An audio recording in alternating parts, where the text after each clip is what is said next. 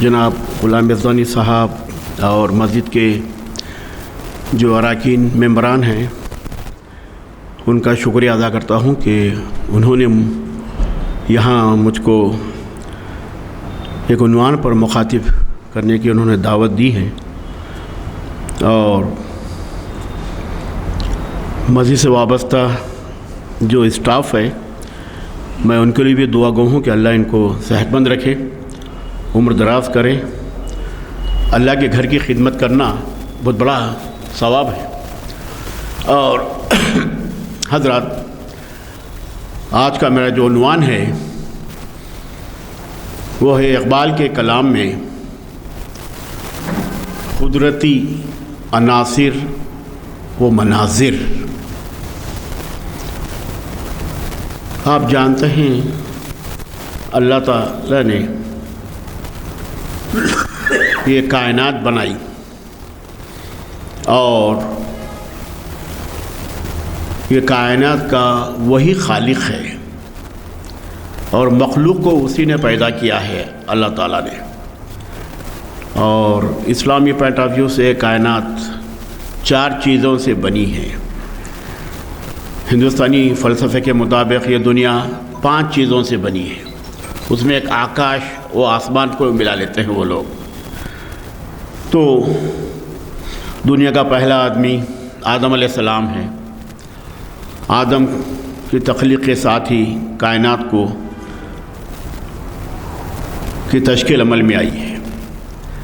یہ کائنات کی جو تشکیل ہوئی ہے یہ سب اللہ تعالیٰ نے اس کو اس لیے تخلیق کیا ہے کہ اس کو اپنی ذات کا جلوہ مقصود تھا، تو اس نے یہ زمین و آسمان بنائے ہیں، اور وہ اس لیے بنائے ہیں کہ وہ اس کی عبادت کرے، اس کی ثنا کرے۔ پوری دنیا، پوری قدرت، پورے نیچر، فطرت آج اسی کی ثنا میں مشغول ہے، اسی کو یاد کرتے ہیں۔ یہاں تک کہ حجر، شجر، چرند، پرند، پھر انسان بھی جو کیا ہے اللہ کو ہر وقت یاد کرتے ہیں۔ اس کے لیے مختلف سسٹم ہے۔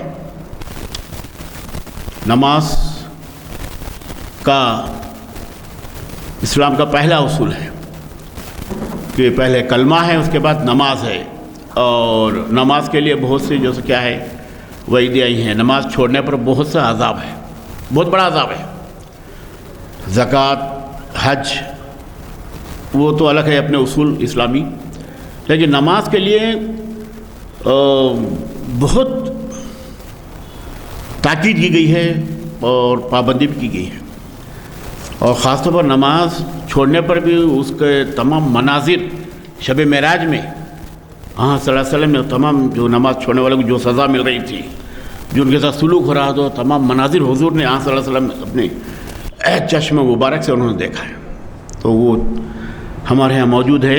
تو لہٰذا اسلامی اصول پر ہمیں عمل پیرا ہونا ضروری ہے۔ اب اقبال کے حوالے سے میں بات کرتا ہوں کہ فطرت، قدرت کیا ہے۔ دیکھو، ایک لفظ ہے انگریزی میں نیچر، یہ سر سید احمد خان کے دور میں بہت بحث ہوئی تھی، فطرت کیا ہے، نیچر کیا ہے۔ یہ دنیا میں جتنے بھی نظریات آئے ہیں نا، یہ اسلام سے میل نہیں کھاتے، چاہے وہ ڈارون کی تھیوری ہو، چاہے نیوٹن ہو۔ اسلامی نظریات سے ان کا مطابقت نہیں ہو سکتی۔ ڈارون کہتا ہے پہلے انسان بندر تھا، بندر سے ارتقا پاتے ہوئے یہ انسان بنا ہے۔ مختلف نظریات جو ہوں گے ایسا۔ ہمارے یہاں ہے کہ اللہ تعالیٰ نے وہ پورا واقعہ ہے، آدم کی تخلیق کے اسباب کیا ہیں، اس کا بیک گراؤنڈ کیا ہے، تناظر کیا ہے، حوا اور علیہ السلام، آدم علیہ السلام، اور پھر یہ دنیا بھی انہی کے لیے تخلیق کی گئی ہے۔ لیکن یہ نیچر تو سر سید نیچر ہی ہو گیا ہے۔ وہ زمانے میں بہت بحث چلی تھی اردو میں، نیچر سے مراد کیا ہے؟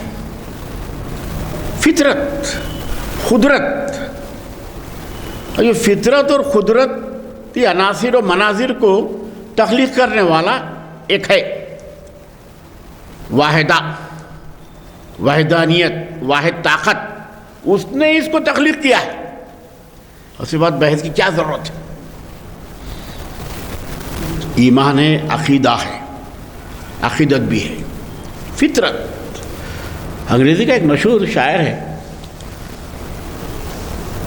فطرت کہتی ہے، قدرت کہتی ہے، قدرت کہتی ہے، کہتا ہے فار مین میں کم اینڈ مین میں go but I go on for ever.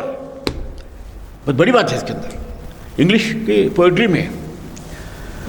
For مین میں کم اینڈ مین میں گو، مین من انسان، انسان آتا ہے چلا جاتا ہے، میں ہمیشہ دائم و قائم آباد رہتا ہوں. دو مصروں میں انہوں نے بات کیا. اب میں ہمیشہ آباد رہتا ہوں، ہمیشہ وہی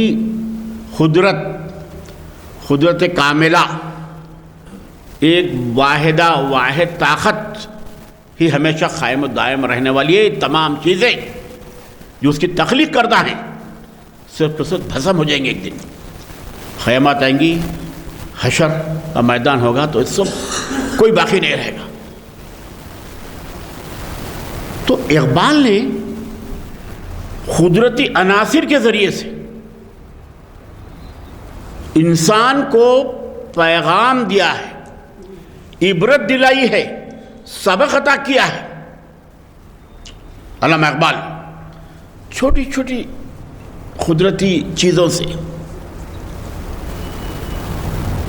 بچوں کے لیے بھی انہوں نے نظمیں لکھی ہیں تو اس میں پورا قدرتی عناصر، قدرتی مناظر کو انہوں نے استعمال کیا ہے.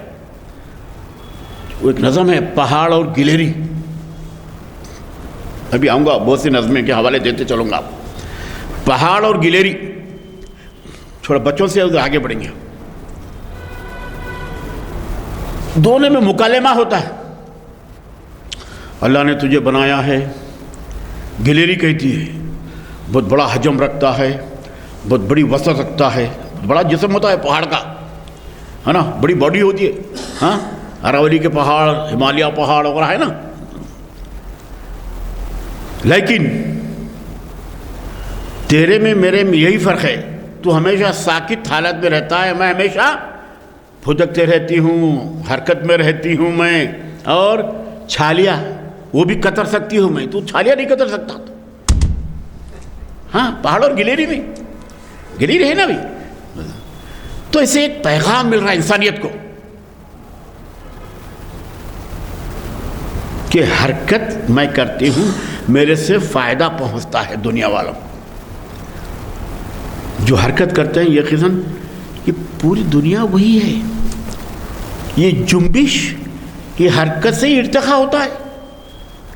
یہ پوری دنیا کا ڈیولپمنٹ جو ہو رہا ہے، معاشی ڈیولپمنٹ، سیاسی ڈیولپمنٹ، تعلیمی، علمی، یہ تمام ڈیولپمنٹ جو ہو رہا ہے، یہ حرکت بولتے ہیں نا، حرکت میں برکت ہے. ایسا تو پہاڑ اور گلیری کی مثال لے کر انسان کو ایک سبق عطا کیا. اور اسی طرح سے اور بہت سے پرندے کی فریاد.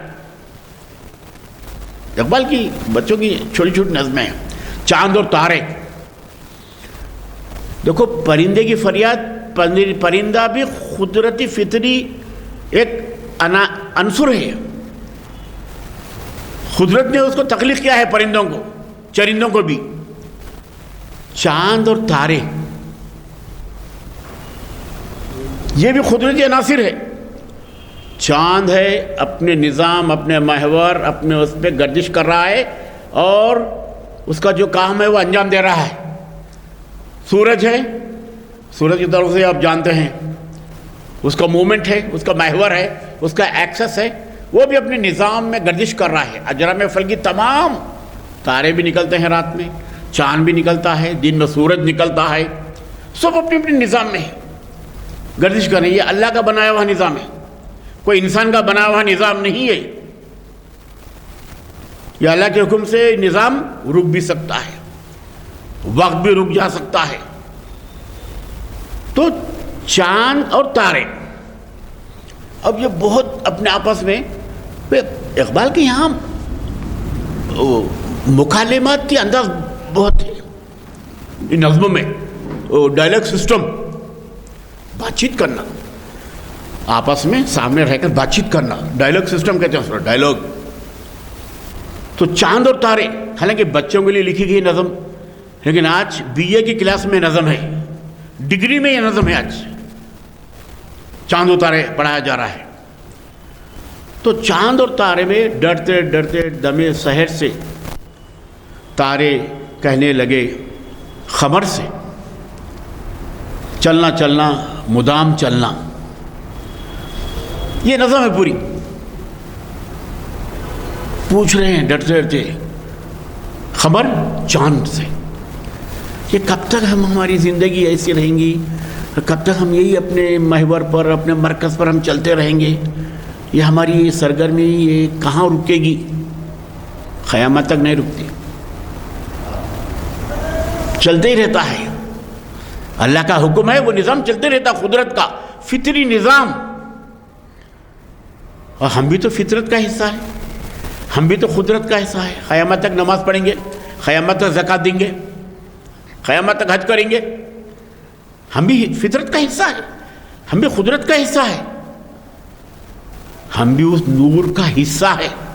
ہاں، مخلوق کو آپ ایسا کمتر مت سمجھیے آپ، کیونکہ پہلے دنیا میں اللہ نے ایک نور پیدا کیا ہے، اس نور سے یہ دنیا بنائی گئی ایک حصے سے. نور کے 4 حصے ہوئے ہیں.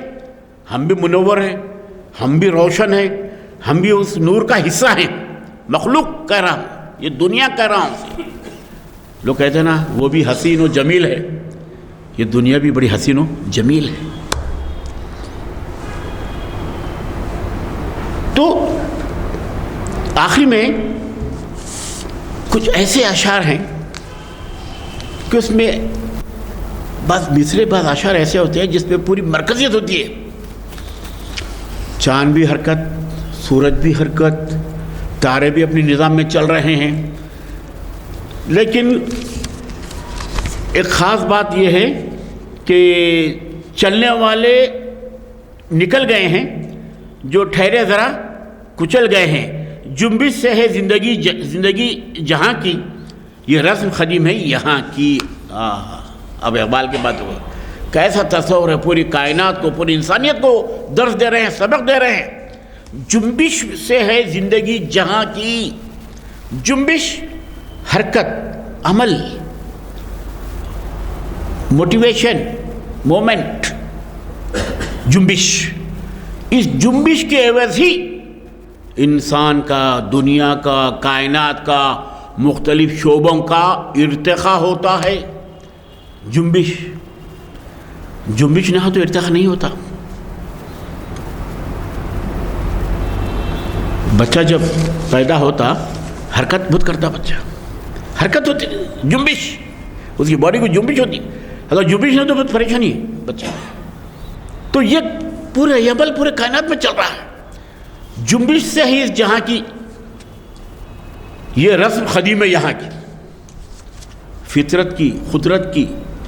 یہ کیا ہے، یہ خاص خوبی ہے، یہ خاص جو اس کے جو کیا ہے خصوصیات ہیں، جو ہمیشہ حرکت میں رہتے. اگر جو حرکت نہیں کرتے وہ کچل گئے.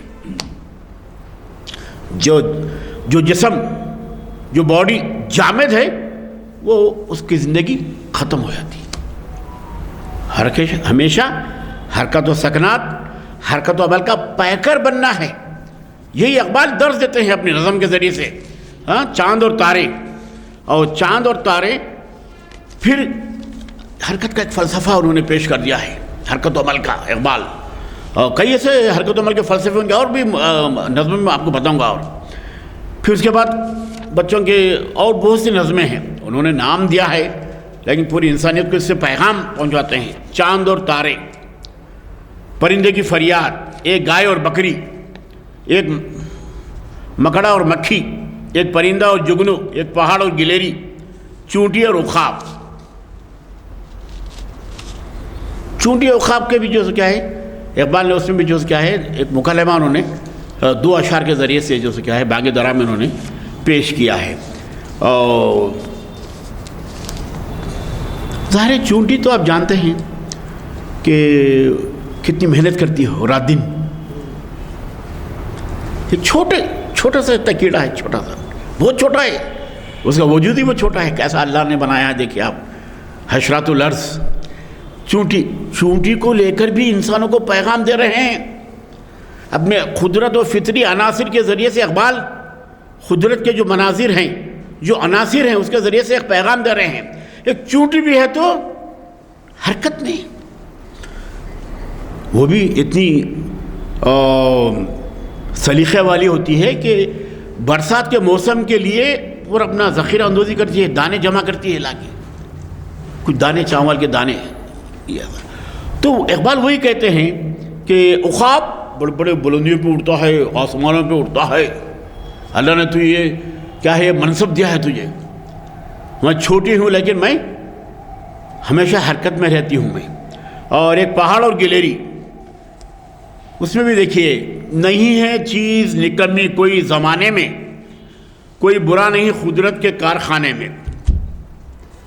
بڑے اچھے اشعار ہے صاحب، بچوں کے لیے، تربیت کے لیے، ترغیب کے لیے. نہیں ہے چیز نکمی کوئی زمانے میں، کوئی برا نہیں قدرت کے کارخانے میں. اور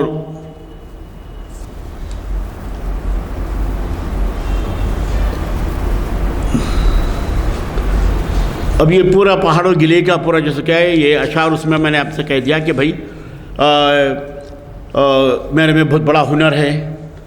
گلیری کہتی ہے مجھ کو تو دکھاؤں گی یہ چھالیا ہے، اس کو میں توڑ کر تو بتا. اس طرح کے چیلنجز بھی جو کیا ہے پہاڑ سے یہ کرتی ہے گلیری. اور پھر اور ایک نظم ہے صاحب. یہ سب فطری عناصر کے ذریعے سے میں بات کر رہا ہوں کیونکہ میرا ٹاپک ہے فطرت قدرت کے ایلیمنٹ.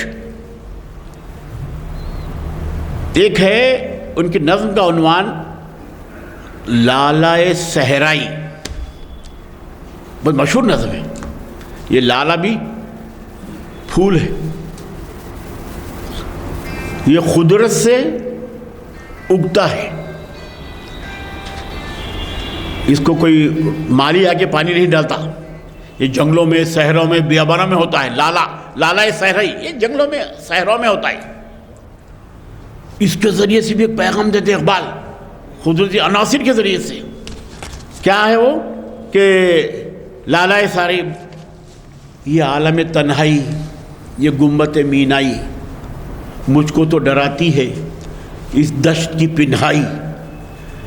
بھٹکا ہوا راہی میں، بھٹکا ہوا راہی تو، منزل ہے کہاں تیری اے لالہ صحرائی.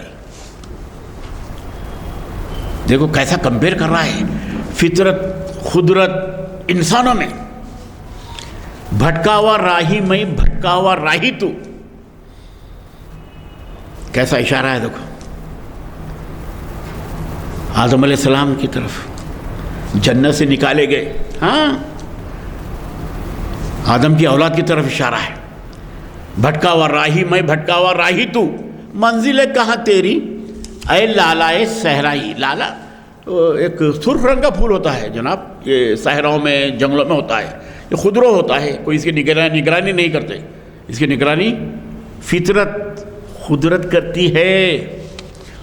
اب آپ بتائیے اندازہ، اب آپ سمجھائیے لوگوں کو، آپ لوگوں کو سمجھائیے. آپ یہ اس پھول کی نگرانی لالہ صحرائی کی کون کر رہے ہیں؟ اللہ تعالیٰ کر رہے ہیں. حالانکہ کوئی مالی نہیں ہے، کوئی اس کا نگرانی کرنے والا نہیں ہے. جس کا مالی جو ہے تو وہ اللہ خود اس کے جو کیا ہے نگرانی کرتا ہے. اللہ اپنے حفظ میں لیتا ہے. اور خالی ہے کلیموں سے یہ کوہ کمر ورنہ تو شعلہ سینائی میں شعلہ سینائی.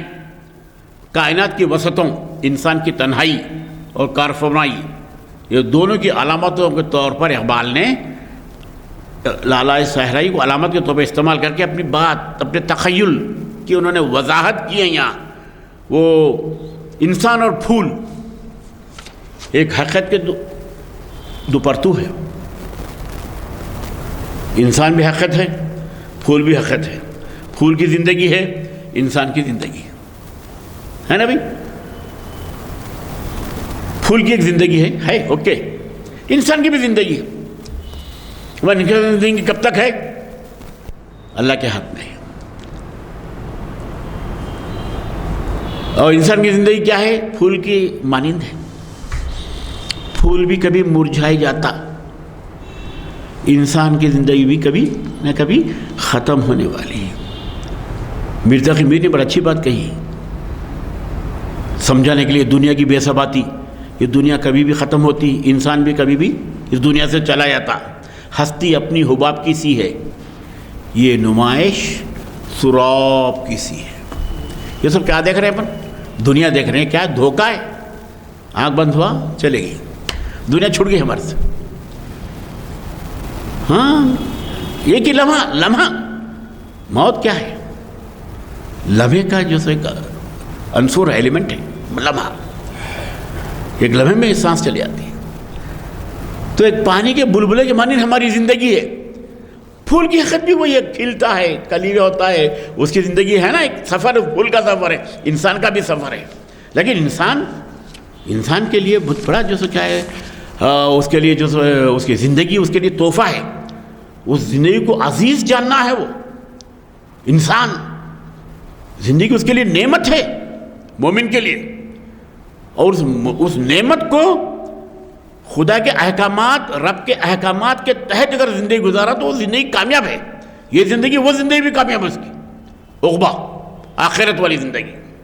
یہی تو اقبال کہتے ہیں، فطرت کے قدرتی عناصر سے کا سہارا لے کر اقبال کہ انسان اور پھول ایک حقیقت کے پرتو ہے، ایک ہی حسن کے مظہر ہے۔ کیا بات ہے!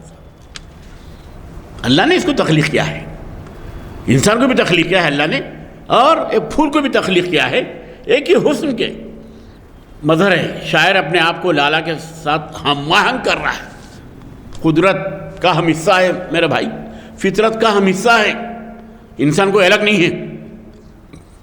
قدرت، فطرت اللہ تعالیٰ کی طرف سے ہے، اور بہت سی چیزیں جو کیا ہے، صوفیوں کا بھی قول ہے، دیکھیے آپ، صوفی لوگ ہماوسط سب کچھ خدا ہے۔ آپ سمجھئے سمجھانے والوں کو، گاڈ از ایوری ویئر، خدا کی قدرت کاملہ بہت وسیع ہے جناب، تو انسان کے شہرہ کے قریب بھی، ہاں اللہ تعالیٰ اس کی قدرت کاملہ تو ہماوسط ہر جگہ جلوہ کرے اللہ، اس کی وحدانیت، اس کی قدرت کاملہ، اس کی طاقت اللہ کی ہر جگہ ہے، وہ چاہے تو سب کچھ کر سکتا ہے۔ لوگ اللہ عقل دیا، شعور دیا، اللہ صلاحیت دی اللہ نے، لیکن پھر بھی جو ہے کیا ہے، لوگ نعوذ باللہ خدا کے وجود سے انکار کرتے ہیں۔ اتنی بڑی پوزیشن ملی ہے، ہاں اتنا بڑا مقام ملا ہے، پتہ نہیں ابھی بھی وہی احمق بچکانہ حرکتیں۔ ارے پوری دنیا قائل ہے، پوری مغرب قائل ہوئی، اب جرمنی، روس، امریکہ وغیرہ سب اب قائل ہوتے جا رہے ہیں۔ ہاں دیر از ون گاڈ، بڑے بڑے فلاسفر بھی آئے تھے، نیتشے، برکسا وغیرہ سب جو سے کیا ہے، مادی طاقت کو طاقت مان لیے تھے وہ لوگ۔ نہیں، اقبال سمجھاتے ہیں کہ مقام کبریا ایک خدا کی ایک بڑی طاقت ہے، وہی سب اس کائنات کو چلا رہا ہے۔ معاشی نظام، سماجی نظام، سیاسی نظام، فطری نظام، قدرتی نظام کو قدرت چلا رہی ہے، اور پھر مظاہر قدرت کی تخلیق، یہ رونق کائنات کا باعث ہے۔ اللہ نے یہ دنیا جو تخلیق کی ہے، تمام مخلوقات میں، کریچرز میں، انسان کے لیے تخلیق کی ہے۔ یہ جھاڑ، پہاڑ، دریا، سمندر کس کے لیے؟ انسان کے لیے۔ اس لیے اللہ نے ہے نا قرآن میں اشرف المخلوقات بنا کر بھیجا ہے۔ अशरफ है, लेकिन आप दुनिया में देख रहे हैं कि ये अशरफ मखलूक़ात के साथ क्या रवैया हो रहा है, क्या इनका किरदार कैसा जो क्या है यहाँ पैदा हो रहा है। आप समाज में, माशरे में, मुल्क में, अक़वाम में देख रहे हैं आप। हालांकि बहुत अशरफ है, पूरी क्रिएचर्स में अल्लाह ने कह दिया है। हमारे यहाँ हम तमाम चीज़ें बतलाए गए हैं, कैसा ज़िंदगी गुजारना है, अखलाक़ी ज़िंदगी, समाजी ज़िंदगी, तालीमी ज़िंदगी, इल्मी ज़िंदगी, महलों में कैसा रहना है, पड़ोस में कैसा रहना है, ये तमाम चीज़ें इतना बड़ा मंशूर है इस्लामी, लेकिन हम इस मंशूर पे पूरी तरह से अमल पारा नहीं है, इसलिए ठोकरें खा रहे हैं, मार खा रहे हैं। हम है ही नहीं उस निज़ाम पे। अल्लाह का जो दिया हुआ निज़ाम है, उस निज़ाम पे हम अमल पारा ही नहीं है, उसके अहकामात पे हम जो क्या है 100% भी अमल पारा नहीं हो रहे, तो इसलिए हमें ठोकर खा रहे हैं। इसलिए हम ज़वाल का जो क्या है शिकार हो रहे हैं जनाब। आजकल के ज़माने में तो बहुत हालात और ख़राब हो गए, या अशरफुल मखलूक़ात के। बाज़ लोग मादियत को तरजीह देते हैं, मादी क़ुव्वत को तरजीह देते हैं बाज़ लोग रूहानियत के क़ायल हैं, रूहानी अक़दार के क़ायल हैं बाज़ लोग। तो यहाँ क़ुदरत के ज़रिए से अल्लाह ने आपको, इक़बाल ने आपको सबक आमोज़ बातें बताई हैं, चाहे छोटी छोटी चीज़ें भी क्या ना हो, कुदरती नेचुरल एलिमेंट, कुदरती अनासिर। और फिर इसके बाद और एक बात है साहब, बहुत से लोगों ने भी परिंदों के ज़रिए से इंसान को पैगाम दिया है। विष्णु शर्मा ने बहुत बड़ा जो सो क्या है कहानी संस्कृत का पंचतंत्रा में कहानियाँ उसने जमा कर दी हैं, लिख दी है, और उसमें जानवरों के ज़रिए से, परिंदों के ज़रिए से अखलाक़ी जो सो कहानियाँ, अखलाक़ी सबक वो बताते हैं। लेकिन अब इक़बाल के पास देखो आप, संस्कृत में वहाँ था इक़बाल के पास, शाहीन एक परिंदा है, ये भी कुदरत का अक्स है जनाब, फितरत का अक्स है। ये मखलूक आसमानों पे उड़ती है, बुलंदियों पे उड़ती है, ये क्रिएचर्स, बर्ड्स। तो शाहीन का भी बहुत बड़ा एक इस्तिहारा इक़बाल ने पूरी इंसानियत को दिया है, ना तो नौजवान बच्चे, ना छोटे बच्चे, ना बड़े लोग, इस परिंदे के ज़रिए सबको पैगाम दिया इक़बाल ने। जिस तरह ये परिंदा रहता है, इसकी ख़ुशियात जो खूबियाँ हैं, उसी तरह से इस परिंदे के मानिंद तो ज़िंदगी गुजार लो। क्यों? इसकी क्या क्या सिफ़ात हैं, क्या करता है ये? फ़ख्र व ग़िना, बड़ा फ़लसफ़ा है भाई मेरे। फ़ख्र व ग़िना, फ़े ख़ाफ़ रे, फ़े से फ़ाख़ा, ख़ाफ़ से ख़िनात, रे से रियाज़त। ग़िना खुदा के तस्वर में डूब जाना। ग़िना गनी है, पैसे वाला आदमी नहीं, रूहानियत से ग़िना, ग़िनायत, ग़िना, गनी, गनी बोलते हैं ना दौलतमंद, ये रूहानी दौलत वाले को बोलते हैं सूफियों की इस्तिलाह में। और ग़ीरत व हमियत, हाँ इस परिंदे में सुबह में मिलजुल के नहीं रहता हूँ,